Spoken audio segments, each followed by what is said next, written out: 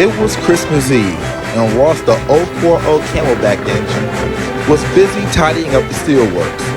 Although all the workers had gone home to be with their families for the evening, Ross wanted to make sure everything was nice when they reopened again 2 days later. After he was finished, he waited on a siding for Larry and Kryssy to come by. He was going to go with them back to South Plainsville Sheds for the holiday. Soon Larry and Kryssy arrived. They were kept busy all day, delivering dinners to all the railroad's clients. "Hello, Ross," called Larry cheerfully. "Hello," sighed Ross. "You look happy, but you don't sound very happy. What's wrong?" asked Kryssy. "It's just the fact that it's going to be Christmas Day tomorrow." "And?" puffed Larry. "We all have the day off not to do any work." "I know," smiled Ross. "But once Christmas Day comes, the thrill is gone. There's nothing else to look forward to. I find it more fun leading up to Christmas. Everybody bustling about, all the decorations being hung. After Christmas Day, it's done. It's over with and gone. There's no more excitement." "What about New Year's?" suggested Kryssy. That's just turning a calendar," Ross sighed. "It's nothing like Christmas." Ross was soon coupled onto the back of their train, and they set it off to the sheds for the evening. Well, Christmas Day came and went. Hostlers came to fire up the steam engines for the next day's work. Mr. McClosky arrived. "Good morning, engines," he said cheerfully. "Did you all enjoy your day off?" "Yes," replied the engines. "We did." "I'm glad you all did," smiled Mr. McClosky. "But we must get back to work. We have a railroad to run." Mr. McClosky gave all the assignments out for the day. The last engines were Ross and Chris. "Chris, can you please go to Denville and pick up some hoppers of gypsum and take them to Otisville?" "Yes, sir, no problem," Chris replied. "And Ross, the steel works is not going to resume work until tomorrow, but I do have a job for you." "You do, sir? What is it?" he asked. "Can you please take some empty MU trailers to Otisville?" "Yes, sir," said Ross. Ross found the MU trailers in a siding. He didn't take passenger cars that often, so he felt like it was a nice change. But he was still hoping for a big surprise. Chris had arrived in Denville to collect the hoppers. These particular hoppers were difficult. They were comfortable and didn't want to move. They also had never met Chris before, who was new to the railroad at the time. "Who the hell is this?" said the hoppers rudely. "We don't know him. We want Larry or Taylor. We'll even take Milton."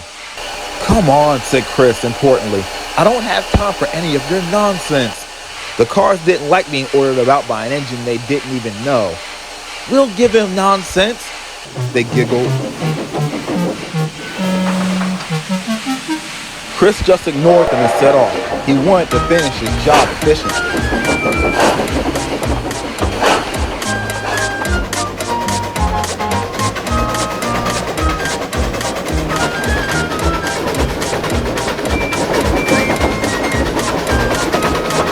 They saw the home signal before the hill was clear. "More steam, please," and the driver put the throttle to the roof. Chris climbed up the hill with every ounce of steam he had, while the unruly cars rattled behind him. They soon arrived at the top of the hill. "We're impressed," said the car sarcastically. "I didn't think we were gonna make it," they added. Chris is a well-mannered, quiet, and friendly engine, but you didn't want to push him too far. The hoppers had did just that, and before his driver could stop him, Chris surged back, giving them a bump, causing one of the couplings to break and the end of the train to roll backwards down the hill. Behind him, Ross was making his way up the hill with the MU trailers when he saw the runaway cars. "Oh no!" he shouted, but instead of running into him, they swerved into a runaway siding and ran right off the end of the track.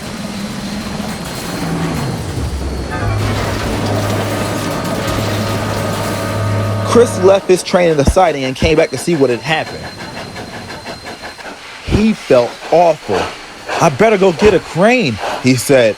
"No, I'll get it," said Ross. Are you sure? Asked Chris. Yes, I'm sure, said Ross, and he backed away.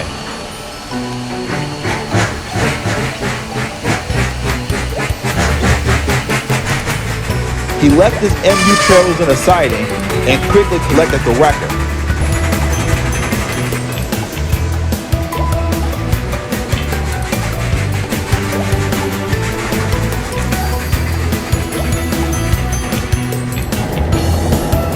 He then spent most of the day helping to clean up the wreckage.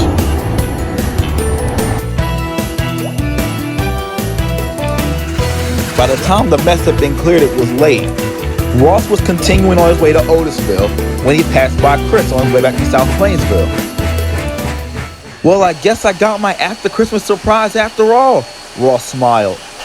I'm glad my misfortune brought you joy, Chris replied. Ross stuttered.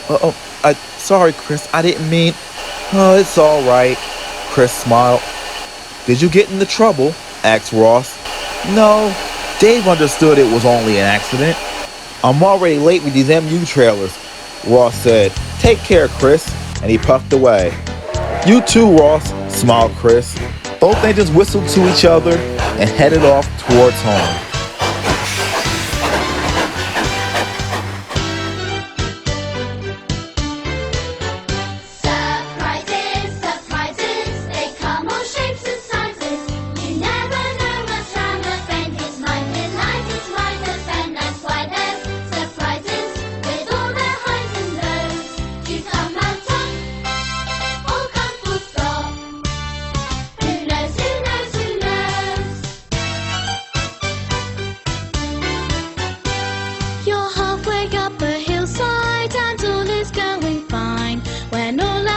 Snow slide, come try to cross the line.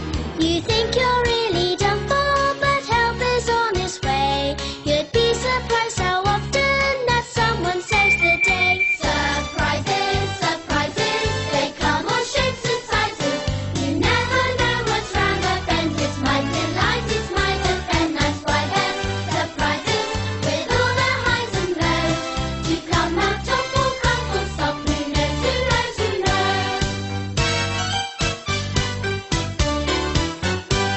A day of no surprises, maybe dull and flat, 'cause no one knows what's down the line, you can be sure of that. Surprises, surprises, they come all shapes and sizes. You never know what's round the bend. It's my delight, it's my defend. That's why there's surprises with all the highs and lows.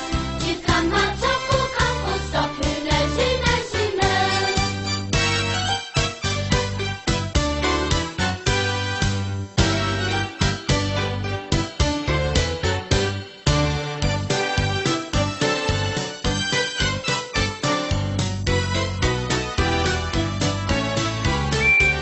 That's why there's surprises with all the highs and lows.